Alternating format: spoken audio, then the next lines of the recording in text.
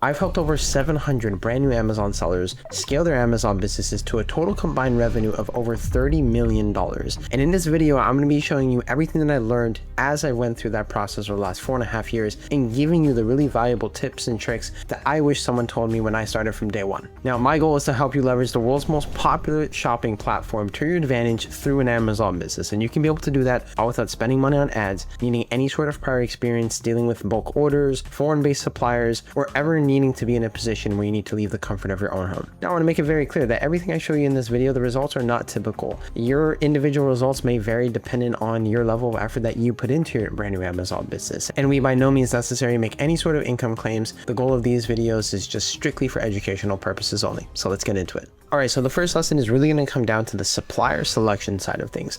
Now, this is obviously the first part of any Amazon business because without suppliers, you don't have any products to list. But the very common thing that a lot of people oftentimes mistake is they're going to go towards the cheapest alternatives that are out there. So things like AliExpress, Alibaba, all the foreign-based suppliers that you can buy certain products for really cents to a certain extent, and you can resell them on Amazon for an extreme markup. But here's exactly why that's a very dangerous thing. Now, when you think about why exactly people come to shop on Amazon, it's very simple. It's because it's fast and it's easy and it's convenient for them. So what that means is shipping speed matters most. Now, when a lot of people start to use these cheap alternatives like AliExpress and Alibaba, more oftentimes than not, you're going to be looking at more than 2 weeks in delivery times. And if you've purchased something on Amazon, obviously you're expecting it within the next day or so, if not at most within the next 3 to 4 days. So when something has a delivery time of over 2 weeks, that oftentimes leads to a lot of customers being resentful and having some sort of bad experience as they purchase the product from your Amazon store.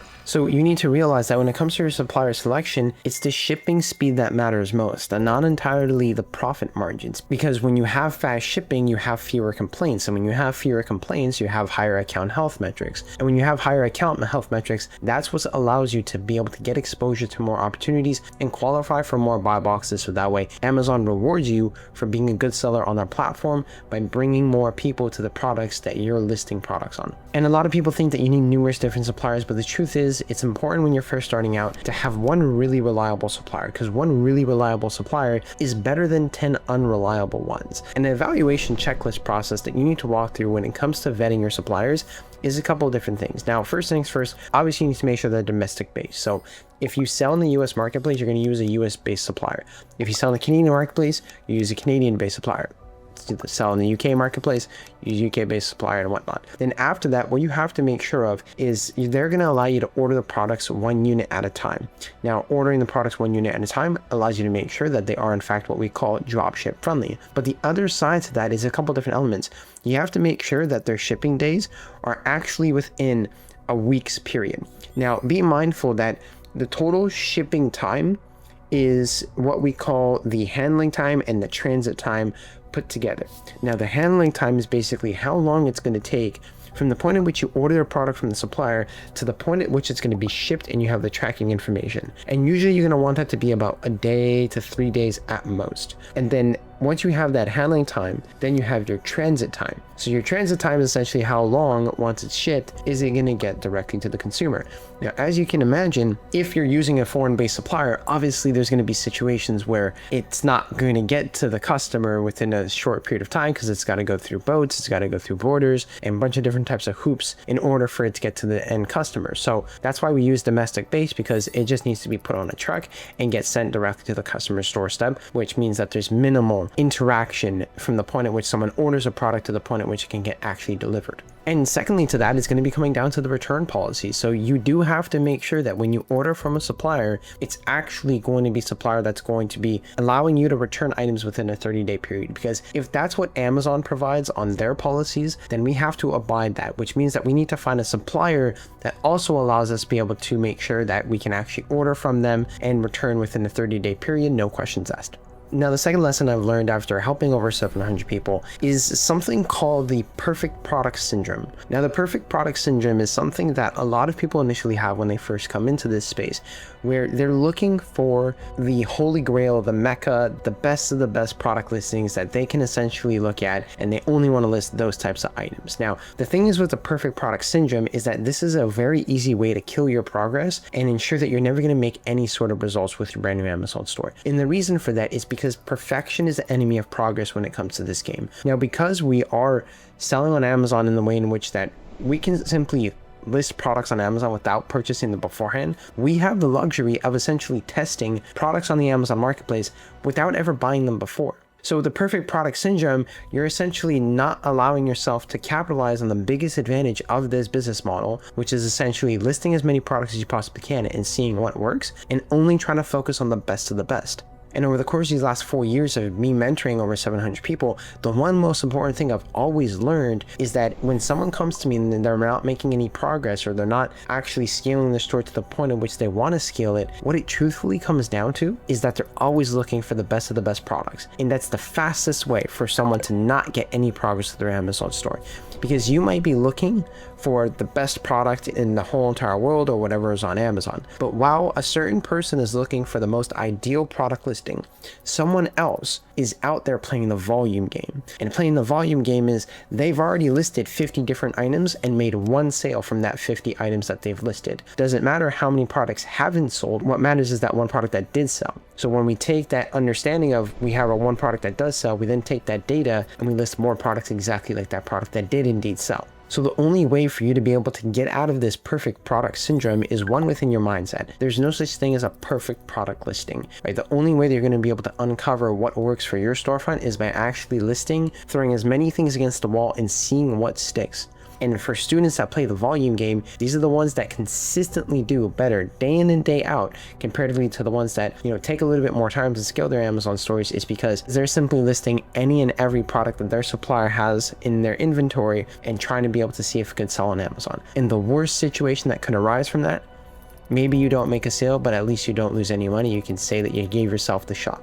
So the truth is, you can't predict the winners. You can't predict the ones that are going to be able to make you a millionaire, let's say, for example, because that just simply won't happen. This is not a get rich quick scheme. But what you can do is stack the odds in your favor of increasing the probability of you seeing success with your brand new Amazon store. And what that means, listing more products. The more products you list, the more eyeballs you get exposure to. The more eyeballs you get exposure to, not everyone's going to buy from that, but it increases your likelihood that someone will end up purchasing from your Amazon business. Now, the way in which you can fully capitalize on the volume game is by having a hybrid store. And what a hybrid store essentially is having a mix of medium ticket products along with high ticket products. So that way, medium ticket products, these are going to be more so like the boring items that are going to sell consistently, but you're also going to get a handful of high ticket items that are going to be selling that don't sell as frequently, but that have higher profit margins associated with them. And take someone like Heather and Ben, for example, where they just wrapped up their 2025 numbers and they were able to do just under $250,000 in sales,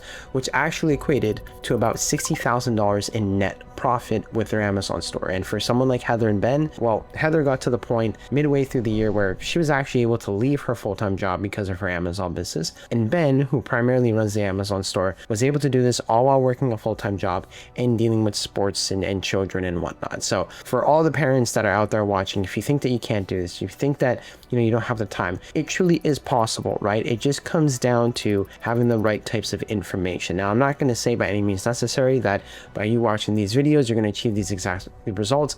Individual results may vary, but if you really want me to mentor you on a one-on-one level and you want that fast track to get to the point so that way you don't make any costly errors, you can get to where your goals are within a timely manner, and you can make sure you have the right information to get you to where you want to be, then all you got to do is click the link in the description down below, apply to be a part of the mentorship. I'm going to be able to hop on a call with you. You might be able to hop on a call with one of my student advisors, and we can really help you learn and understand a little bit more in terms of whether or not this can actually help you and whether or not you'd be a good fit for the mentorship program. So if you want to apply, go ahead and click the link in the description down below. Now, getting down to the final and third lesson that I've come to understand to be the most vital of them all is really your account health metrics. It is inarguably one of the unsexiest things that one can actually speak about, because everybody likes to talk about the products and selling these great things and using AI to sell these products, which is great, but none of that makes sense. And I want you all to listen to me here clearly. Account health metrics are not something that can actually help you make more money. but they're most definitely something that can stop you from making a lot of money. And this is more oftentimes when you hear a lot of people having bad experiences with Amazon or Amazon suspending accounts or anything like that. It's strictly because they're focused on making money with Amazon rather than actually building a proper business. And the metrics that matter for an Amazon business is ensuring that your order defect rate is below 1%, making sure your account health rating for your policy violations is above 200 at a bare minimum, ensuring that your late shipment rate is below 4%, making sure that your on-time delivery rate and your valid tracking rate are above 95% as well. And the easiest way for you to be able to simply destroy your account health metrics is going to come down to only focusing on making money with your Amazon business. Yes, that might be the goal for you, but what's important is that if you want to make money on Amazon for a sustained period of time, not just for your first month or 2 months, but for years and years and years on end, then you have to take care of your account health metrics. Take someone like Christian Van Ham, for example, where in 2025, he's approaching to cross over $15 million in total sales with his Amazon business, and he's been part of the mentorship program for 2 years. And part of that means that he's also been able to net a little bit over $450,000 from his total sales. So it's the unsexy things that are going to take you places that truthfully the sexy things really can. And I know it sounds very boring and very, not necessarily the most exciting thing, but it's strictly going to come down to ensuring that it's protecting you and making sure that you can actually build a real business for sustainability and longevity purposes. Now, the way in which we navigate this is we provide every single one of our mentorship students with what we call a daily checklist. And it's basically a day over day, step-by-step checklist that students can enter in or students can review and check off to be able to make sure that they're looking at the appropriate things for their Amazon business to make sure there's no stone left unturned. Now look, if I'm being very honest with you, there is a fourth lesson that I've learned that is so vital to everyone being successful throughout this, and that's really ensuring that your mindset will dictate exactly how well you perform with your Amazon business. You see, because more oftentimes than not, the most important thing when it comes to selling on Amazon is what your expectation is. So your expectation coming into this can never be that this is going to be a get rich quick scheme, because it's not.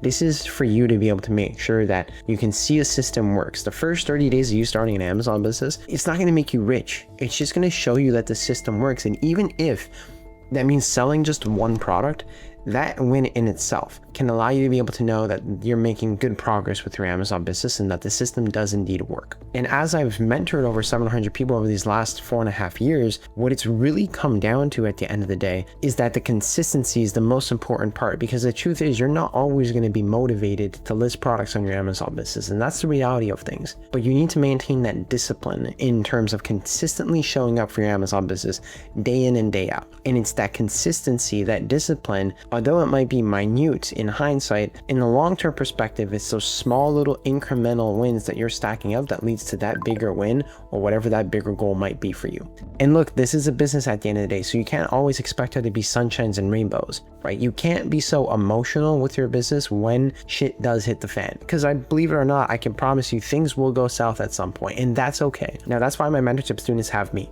Right? It's because I'm there to catch them and let them know it's not that big of a deal. Here are the exact steps that they need to take to be able to overcome it and how they can get to the next level beyond that point. So for individuals who are new to starting a business, when problems do arise, it's important you don't be emotional.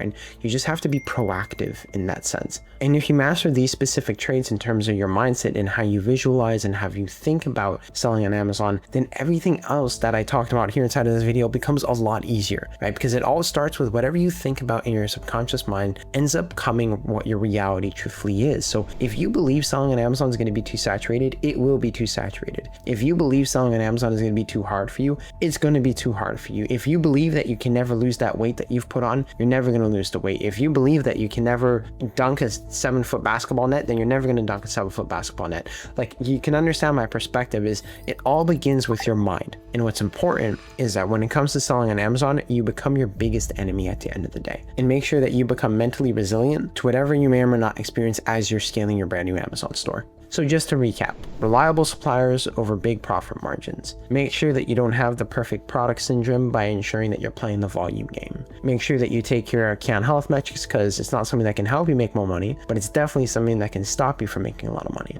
And remember that your mindset is the one thing that's going to make this whole entire game a hell of a lot easier if you are mentally resilient. Now, if you want the full complete process of how Amazon dropshipping works, you can be able to click the screen on the video right now to view my whole entire full Amazon dropshipping guide for beginners trainers to help you know what exact steps you need to take step by step in order for you to be able to start your Amazon business. But if you want to skip the hours of videos that you might be able to have to go through and you want my personalized one-on-one help, then click the link in the description down below to be able to apply to my mentorship program, and I'll see you in the next one.